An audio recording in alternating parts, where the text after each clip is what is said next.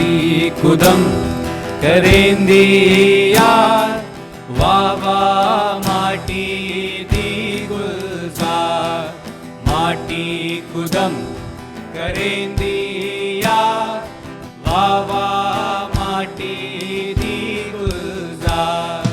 माटी घोड़ा माटी जोड़ा माटी दास बार, माटी घोड़ा माटी जोड़ा माटी दास बार। माटी कुदम करेंदी यार, वाह वाह माटी दी गुलजार, माटी कुदम करेंदी यार, वाह वाह माटी दी गुलजार।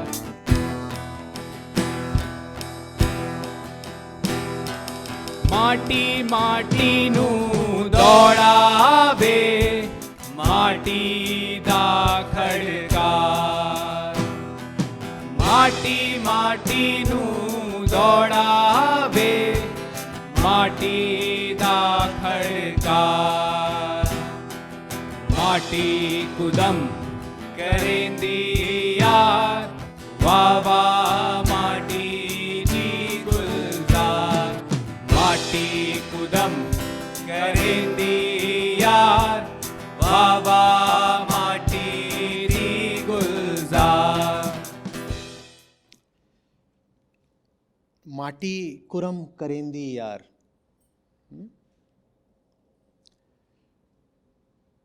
तो 3 में माटी कौन है? अहम, आत्मा, प्रकृति। इसमें मिट्टी क्या है? प्रकृति। ये प्रकृति का उत्सव है, लेकिन ये उत्सव सिर्फ तब संभव हो पाता है जब आप प्रकृति के साक्षी हो जाएं। जब आप प्रकृति से लिप्त ना रहें तो प्रकृति के दर्शन मात्र में आनंद है। पुरुष का आनंद है प्रकृति का निर्लिप्त दर्शन। हम सोचते हैं आनंद है प्रकृति को भोगने में, नहीं, आनंद प्रकृति को भोगने में नहीं, प्रकृति को देखने में है। जो भोगेगा वो पछताएगा, जो देखेगा वो उत्सव मनाएगा। ये अभी प्रकृति के उत्सव का गीत है। भूलिएगा नहीं कि ये गीत किसके लिए है, कौन गा सकता है? सिर्फ वो जो प्रकृति का साक्षी हो गया हो। तो माटी कुरम करेंदी यार। देखो माटी कितनी उछल कूद मचा रही है, माटी कितने खेल खेल रही है। सब प्रकृति का ही खेल है। देखो खेलों को देखो, देखो। वाह वाह माटी दी गुलजार। ये जो पूरा उत्सव है, ये जो गुलजार है, पूरी रौनक है, ये मिट्टी की ही तो है, प्रकृति की ही है। लेकिन रौनक तभी है जब देख रहे हो रौनक को। जो उसके भीतर घुस गए उनके लिए तो अंधेरा है। माटी घोड़ा माटी जोड़ा माटी दा असवार। माटी का ही घोड़ा है, माने जितने जीव हैं वो सारे, उस पर मिट्टी का ही आसन पड़ा हुआ है और उस आसन पर मिट्टी का ही सवार बैठा हुआ है। जितनी गतियां देख रहे हो, जितने तरीके के रिश्ते देख रहे हो, वो रिश्ते बस मिट्टी से मिट्टी के हैं। मिट्टी से मिट्टी का रिश्ता है। अहम सोचता है कि उसका इसमें कुछ खेल है, अहम का कुछ नहीं है। जो भी कुछ चल रहा है वो मिट्टी से मिट्टी का रिश्ता मात्र है। माटी माटी नू दौड़ावे माटी दा खड़कार। अगर ये जो घोड़े को दौड़ाया जा रहा है, इसको गौर से देखो तो पता चलेगा कि मिट्टी ही मिट्टी को दौड़ा रही है। जो घोड़े के ऊपर बैठा है वही मिट्टी है, जो दौड़ रहा है वो भी मिट्टी है, और ये जो खड़कने की आवाज़ आ रही है, चाहे वो जो घोड़े को मारा जाता है उसको दौड़ाने के लिए उसकी खड़क हो, चाहे घोड़े के पाँवों की टाप हो, ये सब भी जो हो रहा है बस मिट्टी की ही आवाज़ें हैं। मिट्टी ने कितने रूप ले लिए। देखिए श्रीमद् भगवद गीता में श्री कृष्ण कहते हैं, देखो जड़ तो पदार्थ जड़ है ही, जिसको तुम चेतन समझते हो वो भी जड़ ही है। तो ये अंतर करना छोड़ दो कि जड़ और चेतन अलग अलग होते हैं। श्री कृष्ण की ही बात को यहाँ बाबा बुल्ले शाह बड़े काव्यात्मक तरीके से सामने रख रहे हैं। वहाँ कृष्ण कहते हैं, जो तुमको प्रकृति लगती है वो तो है ही, तो जड़ पदार्थ को कह देते हैं वो है अपरा प्रकृति, और जिसको तुम चेतना समझते हो वो भी प्रकृति ही है, बस उसको बोल दो कि वो परा प्रकृति है। ये अहम के ऊपर जो बड़ी से बड़ी चोट करी जा सकती है वो करी कृष्ण ने। उन्होंने, कृष्ण ने अहम कहना चाहता है मैं चैतन्य हूँ और सामने जो पत्थर दिख रहा है वो जड़ है। अहम की यही बात रहती है ना, अगर मैं पत्थर को देख रहा हूँ तो मैं कहूँगा इधर चेतना है उधर जड़ता है, पत्थर जड़ है मैं चेतन हूँ। और इस कृष्ण आ गए, वो बोले रुको तुम, जैसा वो पत्थर है तुम भी वही हो, दोनों मिट्टी हो, दोनों मिट्टी हो। बस वो मिट्टी है जो बोलती नहीं है कि मैं चेतन हूं, और इधर जो मिट्टी है वो बोलती है कि मैं चेतन हूं। इतना अंतर है दोनों मिट्टियों में, लेकिन ये अंतर नहीं है कि उधर मिट्टी है और इधर कुछ और है ना। मिट्टी तो दोनों तरफ है, बस एक तरफ की मिट्टी बकवास ज्यादा करती है। और तुम्हें बकवास के ही आधार पे अगर अंतर करना है तो लोग करे देते हैं। प्रकृति वो भी है, प्रकृति तुम भी हो, उसका नाम कर देंगे अपरा प्रकृति और तुम्हारा नाम कर देंगे परा प्रकृति। तुम दोनों एक हो। जो जिंदा है वो भी मिट्टी है, जो मरा है वो भी मिट्टी है, बस जिंदे को गुमान हो गया है कि वो मिट्टी नहीं है। अभी मिट्टी दोनों है, और उसी मिट्टी की गुलजार का गीत है ये। समझ में आ रही है बात? तो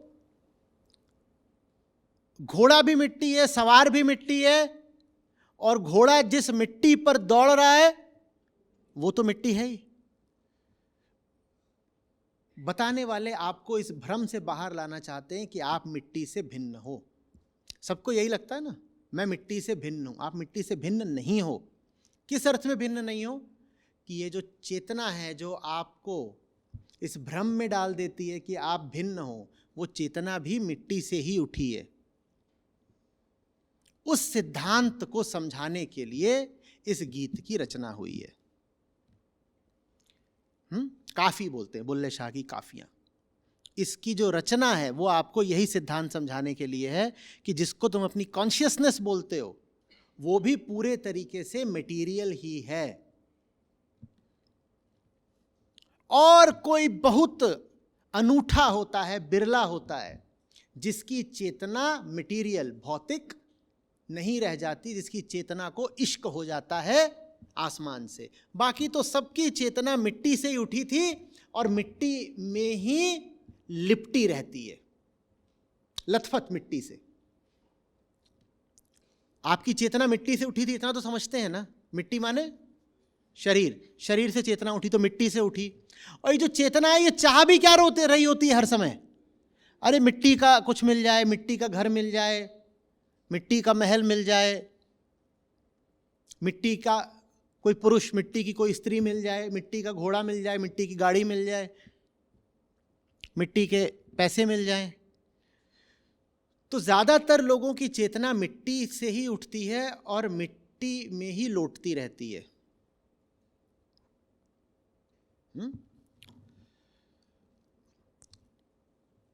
माटी माटी नू मारन लगी, माटी दे हथियार। और ये लोग घोड़े पे दौड़ते हुए जा रहे थे। मान लीजिए कोई सैनिक हैं, ये जो सवार हैं, घुड़सवार हैं, ये कोई सैनिक हैं और जा करके किसी दूसरे को मारने भी लग गए। मिट्टी के हथियार से मिट्टी ने मिट्टी को मार डाला। हुआ क्या? कुछ नहीं, मिट्टी। क्या हुआ? मिट्टी मिट्टी मिट्टी हो गई।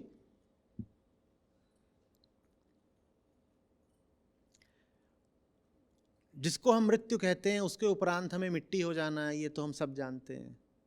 मुक्त वो हो गया जो जान ले कि आप अभी भी मिट्टी ही हैं।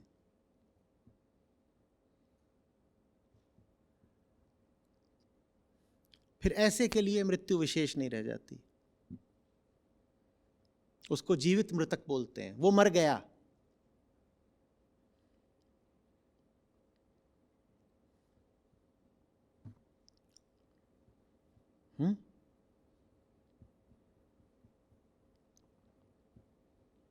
जिस माटी पर बहुती माटी सो माटी हंकार।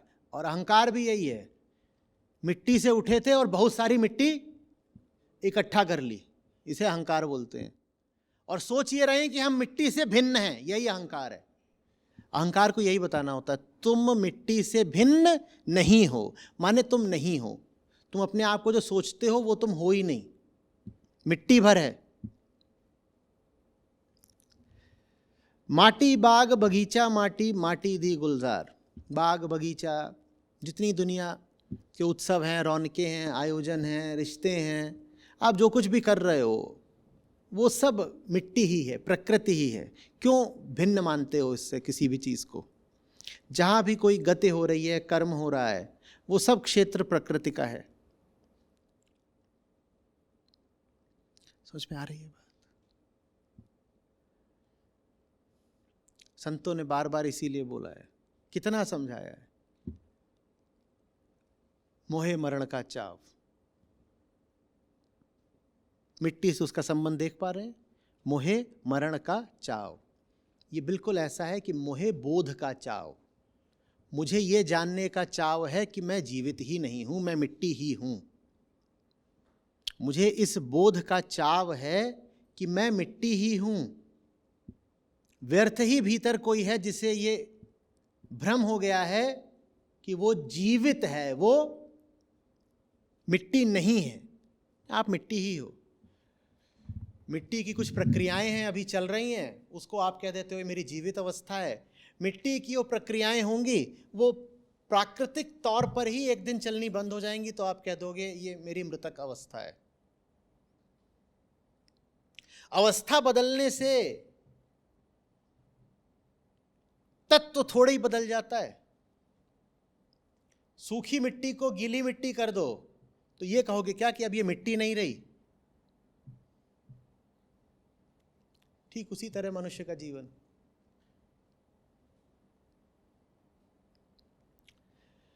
माटी माटी नू देखण आई, माटी दिए बहार। माटी माटी नू देखण आई, माटी दिए बहार। उधर की मिट्टी इधर की मिट्टी को देखने आई है, और ये देखो क्या बहार है। ये कुछ बजा रहे हैं, वो कुछ गा रहे हैं, ये इतने सारे उपकरण लेकर बैठे हुए हैं, वो लोग वहाँ नीचे बैठ करके मुस्कुरा रहे हैं। हाँ, मुस्कुराती माटी।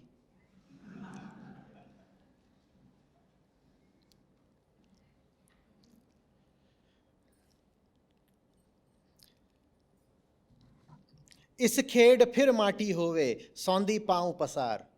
ये मिट्टी का पूरा खेल खेलने के बाद फिर मिट्टी हो जाते हो और पाँव पसार के सो जाते हो।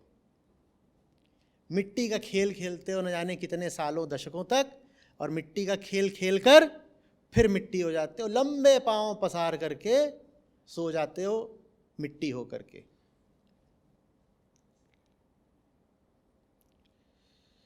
बुल्हा ए बुझारत बुझें ताह सिरो भुई भार है। ये भुई मार, ठीक है, भुई पर मार दो, जमीन पर मार दो, पटक के मार दो। बुल्हा ए बुझारत बुझें ताह सिरों भुई मार।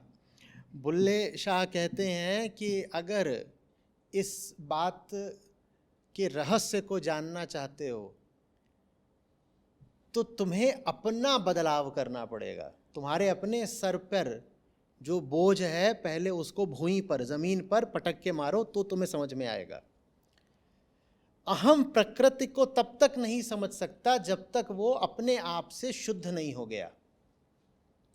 जब तक अपने सर पर आपे का बोझ रखा हुआ है तब तक माटी का खेल समझ में नहीं आएगा। या ऐसे कह लो, जब तक अपने ही ऊपर मिट्टी चढ़ा रखी है तब तक मिट्टी का खेल एक रहस्य ही बना रहेगा।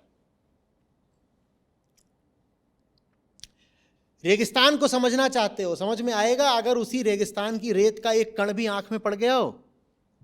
बोलो। लंबे चौड़े खेत हैं, जानना चाहते हो खेत क्या है, फसल क्या है, नहर क्या है, फल क्या है, फूल क्या है? कुछ भी समझ में आएगा अगर थोड़ी सी मिट्टी आंख में पड़ गई है तो उन्हीं खेतों की? बोलो। जिन खेतों को समझना चाहते हो उनकी जरा सी मिट्टी आंख में पड़ जाए तो कुछ समझ में आएगा क्या? तो प्रकृति को वही समझ सकता है जिसकी आंख में प्रकृति नहीं पड़ी हुई। मिट्टी को वही समझ सकता है जिसकी आंख में मिट्टी नहीं पड़ी हुई। आशय समझ रहे हो? आंख माने देख पाना। जिसका देख पाना बाधित हो गया है देखे जा रहे विषय से, उसे देखा जा रहा विषय समझ में नहीं आएगा। जिस विषय को समझना हो उससे मुक्त होना जरूरी है उस विषय को समझने के लिए। तुम जिससे संबंधित हो गए उसको कभी समझ नहीं पाओगे। धृतराष्ट्र कभी नहीं समझ पाए दुर्योधन कौन है। तुम्हारा जिससे संबंध बैठ गया तुम्हें वो कभी समझ में नहीं आएगा। प्रकृति बहुत सीधी सी चीज है। देखो कैसे गा दिया यहां पर बाबा ने। प्रकृति बहुत सीधी चीज है लेकिन नहीं किसी को समझ में आती, क्योंकि हमने प्रकृति से आसक्ति का रिश्ता बैठा लिया है। आंख में रेत का कण चला गया, रेगिस्तान नहीं समझ में आएगा। और आंख में धूल का, मिट्टी का कण चला गया तो लहलहाता हरा खेत नहीं समझ में आएगा। दृश्य को अगर समझना हो तो दृष्टा को दृश्य से मुक्त रहना पड़ेगा। और जब दृश्य से मुक्त होकर दृष्टा देखता है तो उसके लिए विशेष नाम होता है दर्शन। दर्शन वास्तव में सिर्फ तब है जब जिसको देख रहे हो उससे कामना नहीं है। जिससे कामना है उसको अगर देखोगे तो उसे कभी समझ नहीं पाओगे।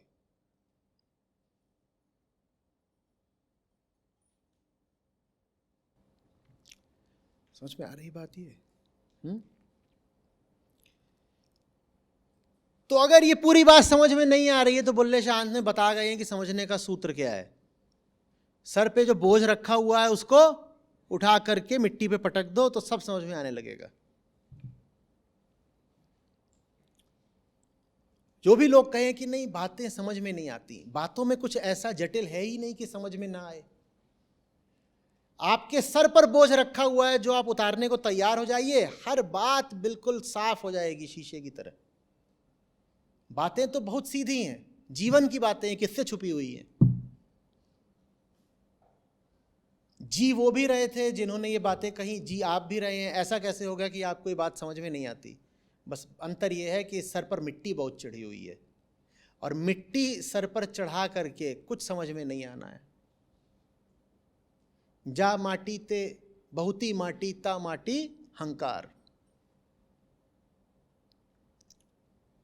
क्यों भाई, बजा दो माटी।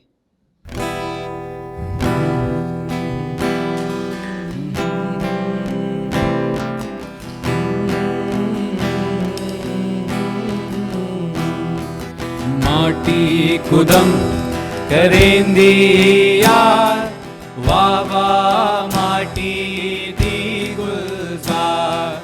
माटी खुदम करेंदी यार, वाह वाह माटी दी गुलजार।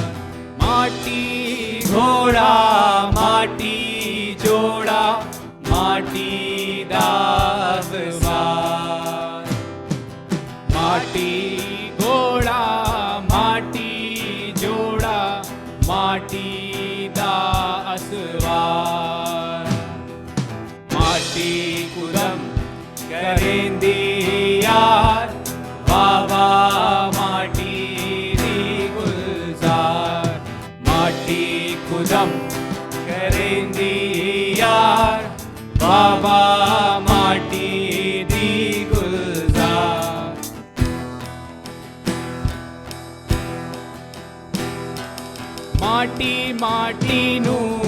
દોડાવે માટી દા ખડકાર માટી માટીનું દોડાવે માટી દા ખડકાર માટી કુદમ કરેંદી યાર વાવા માટીની ગુલઝાર માટી કુદમ કરેંદી યાર વાવા માટીની ગુલઝાર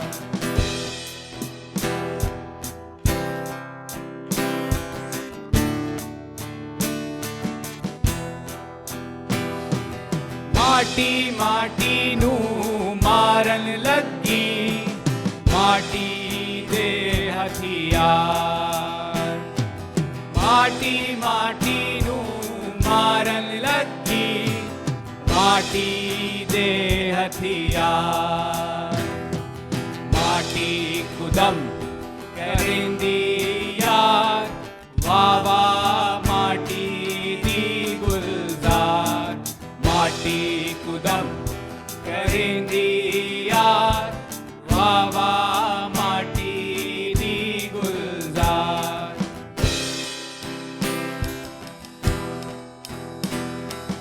जिस माटी पर बहती माटी सो माटी हंकार जिस माटी पर बहती माटी सो माटी हंकार माटी कुदम करेंदी यार वावा माटीनी गुलजार माटी कुदम करेंदी यार वावा माटीनी गुलजार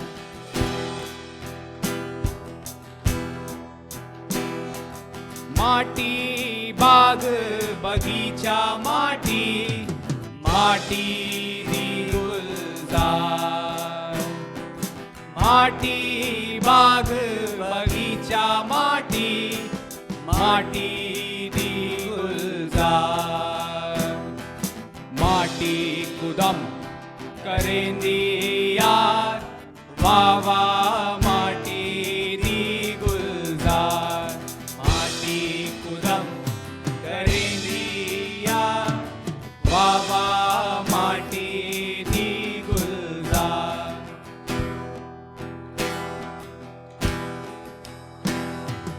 माटी माटीનું વેખણ આઈ માટી દીએ બહાર માટી માટીનું વેખણ આઈ માટી દીએ બહાર માટી કુદમ કરેંદી યાર વાવા માટીની ગુલઝાર माटी कुदम करेंदी यार बाबा माटीनी गुलजार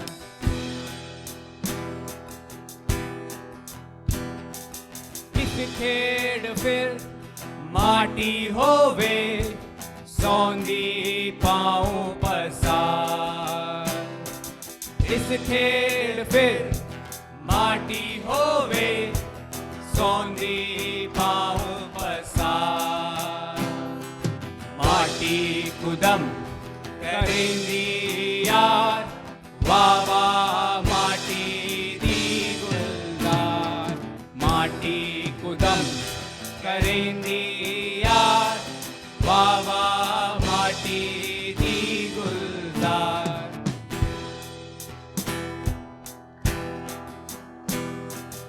बुल्लाए बुझारत बुझे ताता सिर भुई मार बुल्लाए बुझारत बुझे ताता सिर भुई मार माटी कुदम करेंदी यार वावा माटीनी गुलजार माटी कुदम करेंदी यार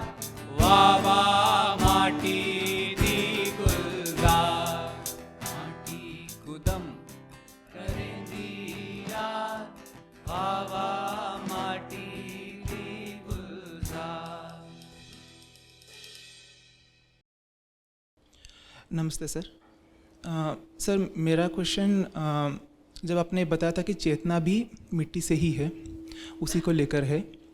अब जब हम चुनाव करते हैं सही या गलत, वो तो चेतना से ही होनी चाहिए।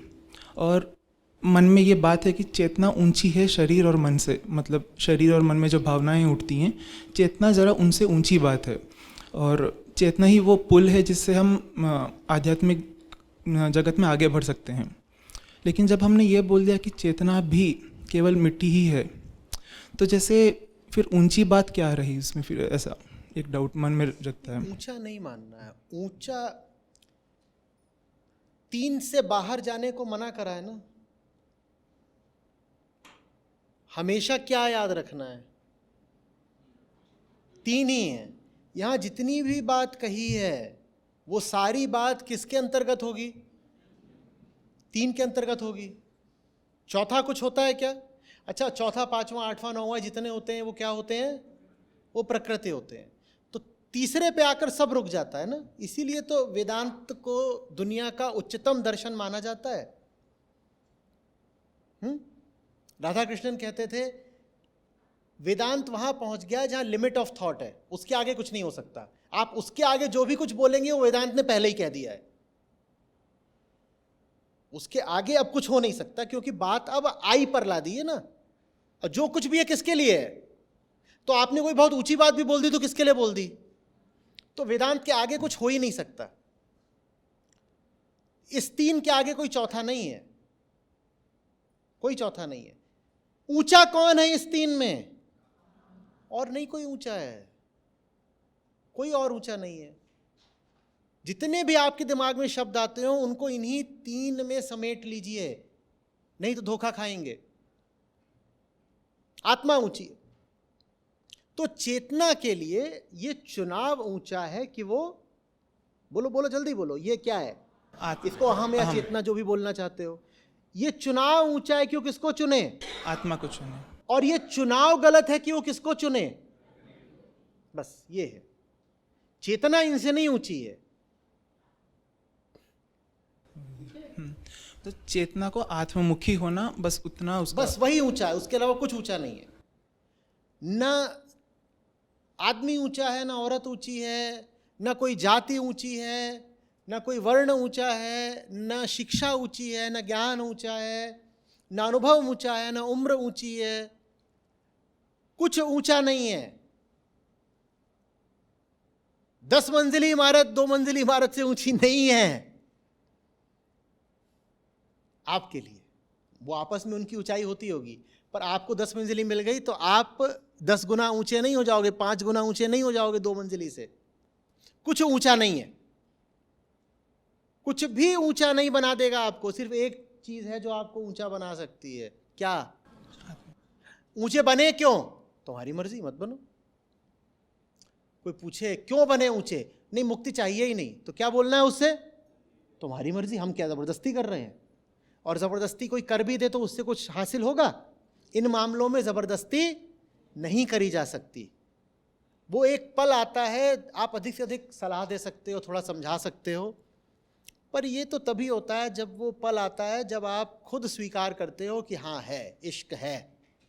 वो पल आपके लिए अगर नहीं आ रहा तो आप जानो, ठीक है?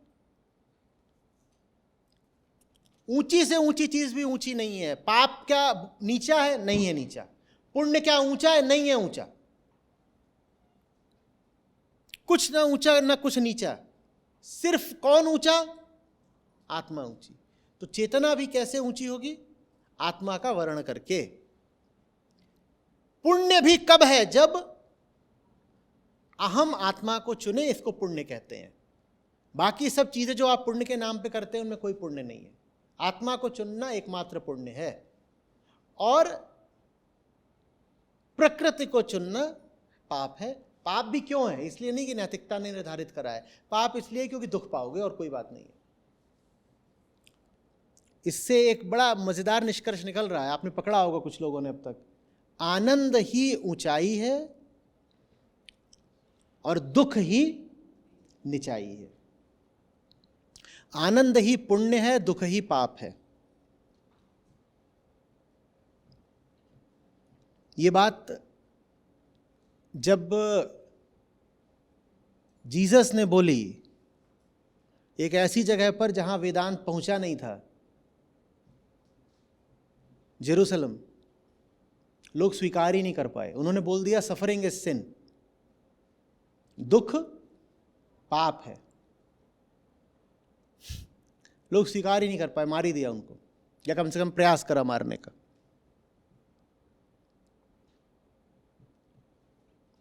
आनंद पुण्य है, आत्मा का स्वभाव है आनंद। सच्चिदानंद घन बोलते हो ना, सच्चिदानंद भी बोलने से बात नहीं बनती पूरी। क्या बोलते हो? घन। घन माने क्या होता है? ठोस, डेंस। जैसे ब्लैक होल होता है, कितनी डेंसिटी होती है उसकी, वो सब कुछ खा जाता है, वो प्रकाश को भी खा जाता है।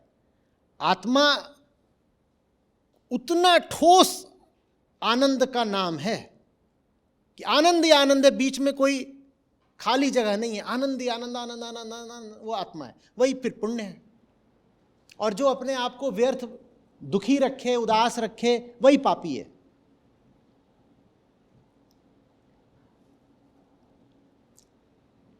जो दुख से निवृत्ति का प्रयत्न न करे उसको पापी जानना। जो दुख में हो और दुख में बने रहने की आदत डाल चुका हो वही पापी है।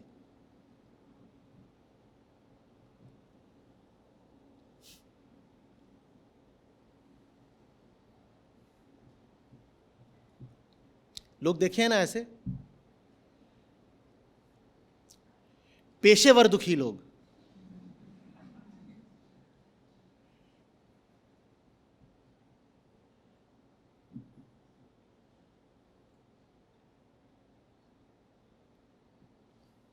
MST पूरा करो, master of suffering, master in suffering technology. वो नए नए तरीके, टेक्निकें इजाद करते हैं कि दुखी कैसे रहा जाए।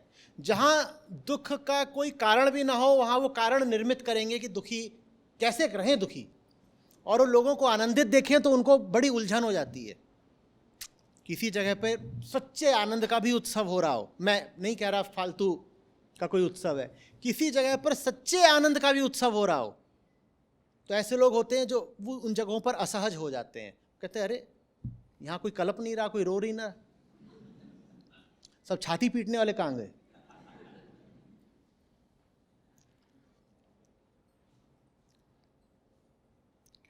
ऐसे लोगों को समाज में अक्सर बहुत सम्मान मिलता है कि नहीं? कोई आनंदित हो उसको बोल दोगे लुच्चा, कोई नाच रहा हो तो कह दोगे धार्मिक आदमी नाच कैसे सकता है, ये गलत काम कर दिया। और कोई तूने ऐसा करा क्या कि तुझे इतना रोना पड़ा, पापी तो तू होगा।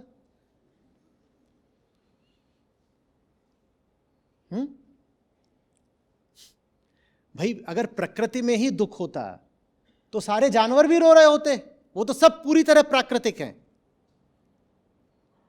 पर जानवर हमें रोते हुए तो नहीं दिखाई देते, आनंदित भी नहीं दिखाई देते, पर रोते हुए भी नहीं दिखाई देते। ये जो अतिशय रोना है, ये जो दुख का अतिरेक है, ये तो जरूर तुम्हारे ही पाप से आया है। और पाप करने पर सम्मान चाहते हो, ये तो गलत हो गया सौदा है। बैठिए। Good evening sir.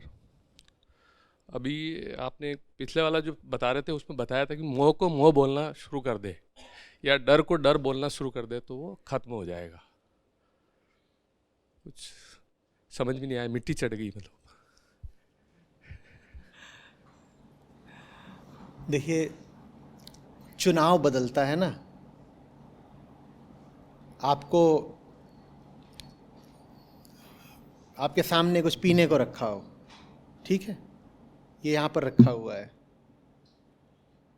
और आपको बता दिया जाए कि ये क्या है सचमुच, तो आपका चुनाव प्रभावित होगा या नहीं होगा? बस इतनी सी बात है। चेतना जो चुनाव करती है वो बहुत बातों से प्रभावित होकर करती है, जिसमें से एक तो यही है नाम। जिन चीज़ों के सम्माननीय सुसज्जित नाम है, चेतना उनकी ओर भागती है। गलत चीज़ को भी सही नाम दे दोगे, चेतना उसकी ओर भागने लगेगी। कोई बहुत मूर्खता की बात हो, तुम घोषणा कर दो कि ये तो बहुत दैवीय चीज़ है, लोग उसकी ओर भाग पड़ेंगे। जो चीज़ जैसी हो, अगर उसको वैसा ही नाम आप देने लग जाओ तो चुनाव बदल जाते हैं। इसीलिए तो मैं इतना बोलता हूं कि ये नॉन वेजिटेरियन क्या होता है, इनको फ्लेशिटेरियन बोलो ना, इनको ब्लडिटेरियन बोलो। आप जब वेजिटेरियन हो नहीं तो वेजिटेरियन के आधार पर अपना नाम क्यों बता रही हो? नॉन वेज क्या है भाई? ऐसे तो फिर हम ये भी कह सकते हैं कि वेजिटेरियन को नॉन फ्लेशिटेरियन बोलो, ऐसा बोलते हैं क्या? जब आप वेजिटेरियन को नॉन फ्लेशिटेरियन नहीं बोलते तो फ्लेशिटेरियन को नॉन वेजिटेरियन क्यों बोलते हो? वो अगर वेजिटेरियन है तो तुम ब्लडिटेरियन हो। बोलो। जैसे ये हो जाएगा ना कि एक मेन्यू आएगा कि मैम वेज और ब्लड, चुनाव बदल जाएगा। अभी तो आपके लिए बहुत आसान हो जाता है, मैम वेज और नॉन वेज, आप बोलते हो नॉन वेज। नॉन वेज में भी बोला तो वेज ही, वो नॉन में सब कुछ छुपा दिया आपने, हत्या खून सब छुपा दिया बस नॉन में, साथ में वेज बोल दिया। अब वेज तो सीधा साधा है। कैसा लगेगा? आप फ्लाइट में हैं या रेस्टोरेंट में हैं, मैम ब्लड फ्लैश, फिर चुनाव बदलता है ना कि नहीं बदलता है? वैसे ही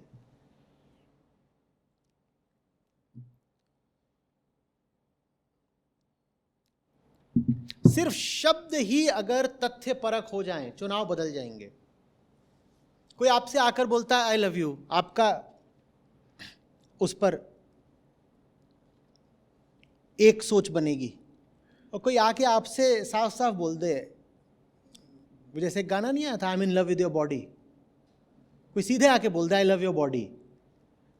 अब ऐसा नहीं कि पहले भी आपको पता नहीं था कि क्या है बात, लेकिन अब बात इतनी जाहिर हो गई है, इतनी खुल्लम खुल्ला हो गई है कि आपके लिए इज्जत वाली झंझट हो जाएगी उसके प्रस्ताव को स्वीकार करना। अब आपको कहना ही पड़ेगा कि नहीं, मतलब इतना भी नहीं बोलना था खुल करके।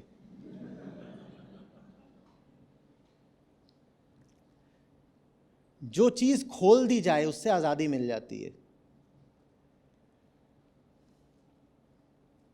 जो चीज खोल दी जाए आदमी उससे मुक्त हो जाता है। झूठ चलता है इसीलिए रहता है क्योंकि कोई हिम्मत नहीं करता उसका नकाब उतारने की, उसकी पोल खोलने की।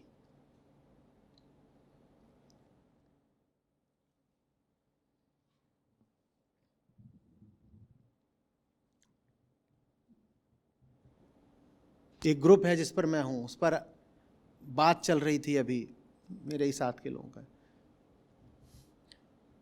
बोल रहे आजकल ब्रेड क्रम्बिंग बहुत होती है। तो मुझे पता नहीं, मैंने कहा ये नई चीज़ ब्रेड क्रम्बिंग ये क्या होती है?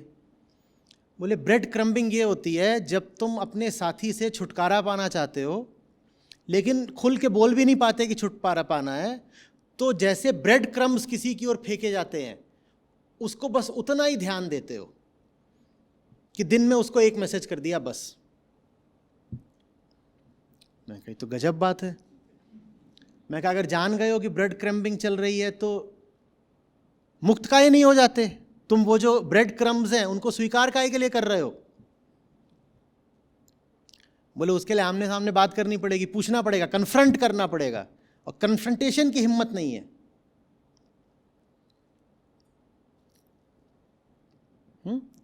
तो ब्रेड क्रम्बिंग सालों तक चल सकती है कि किसी को पूरा भोजन देने की जगह उसको क्या दिए?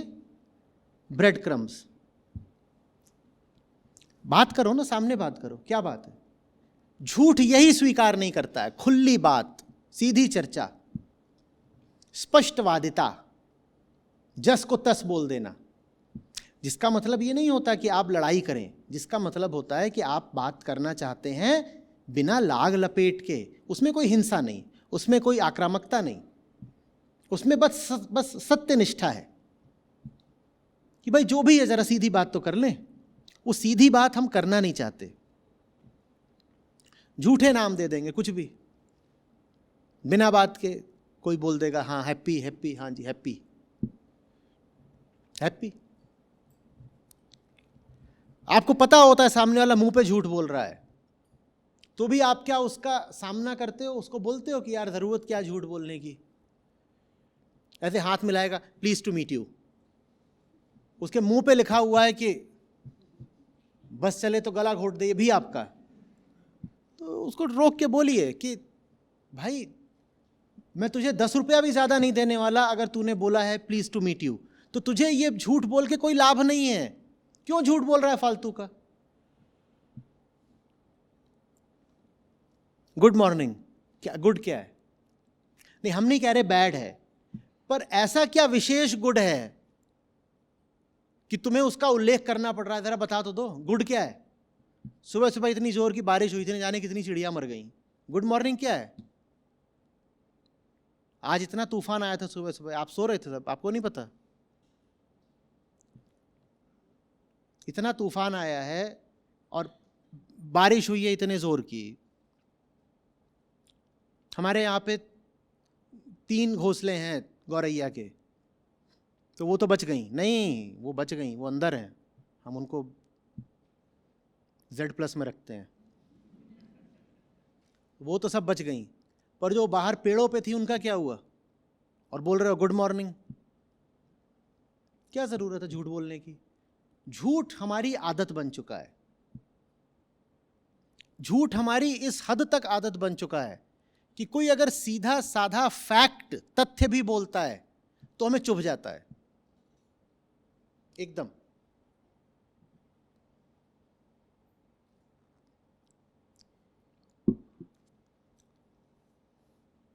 मैं आपको बोल दूं स्टूपिड, आपको बुरा लगेगा। मैं बोलूं इंटेलेक्चुअली हैंडीकैप्ड, तो कहेंगे ये थोड़ा ठीक है।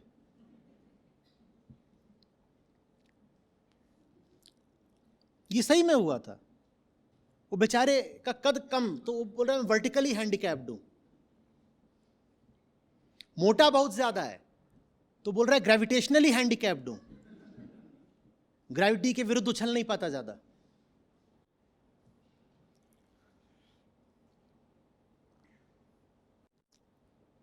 सीधे बोलो मोटा,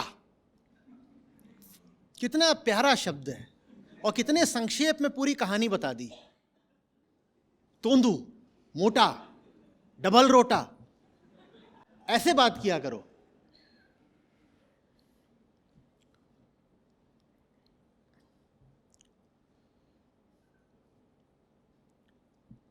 तकलीफ क्या है? कुछ नहीं, हाथ से अलग से मिलेगा।